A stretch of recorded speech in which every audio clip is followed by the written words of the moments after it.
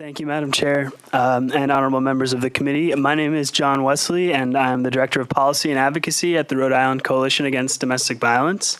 And we are allies with the Rhode Island Coalition Against Gun Violence and Moms in Demand as well. We're here tonight to voice our support for the bill that would prohibit firearms on school grounds, the bill that would prohibit high-capacity magazines, and the bill that would prohibit new assault weapons as well. Also, we're here to voice our support of the Extreme Risk Protection Order bill, the legislation which would disarm dangerous individuals who are at risk of harming themselves or others in the community, including family members, dating partners, or cohabitants. At the Coalition Against Domestic Violence, through our member agencies, we provide services for thousands of people in Rhode Island related to domestic violence.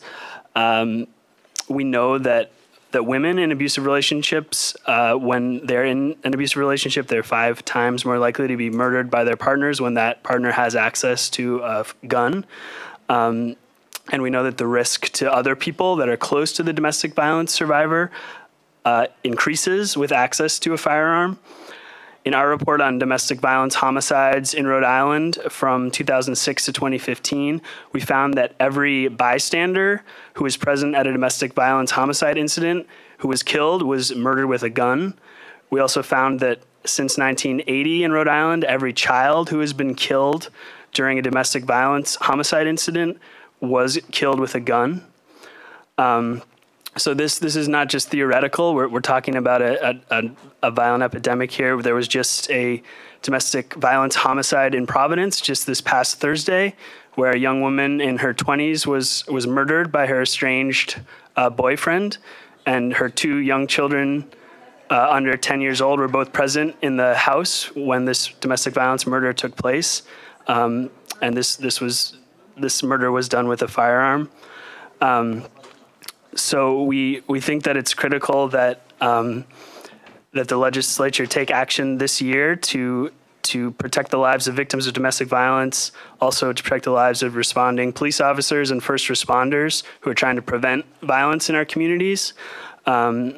We hope that the Senate Judiciary Committee will support bills that keep dangerous weapons out of the hands of dangerous individuals who threaten others, and that we can reduce military-style weapons and high-capacity magazines that are capable of slaughtering children in our Rhode Island communities. I was asked this question down at the House Judiciary Committee as well, and we are, first of all, we're grateful that the Senate supported the Protect Rhode Island Families Act, which was passed last session, which disarms domestic abusers when there's a restraining order or a misdemeanor conviction. I think that the red flag bill, this extreme risk protection order bill, is critical because there are times when there's either a suicide risk or threats of violence from someone who's not necessarily in an intimate partner relationship, who can't get a restraining order that way. There are also situations where someone may fear that if they apply for an order, they'll be retaliated against or targeted by the person who has threatened them or who has access to dangerous firearms. And with the red flag bill, the police or the Attorney General's office could intervene on behalf of that victim so that they would not have to apply directly for the order. So again, we hope the committee will consider this life-saving legislation, and thank you very much.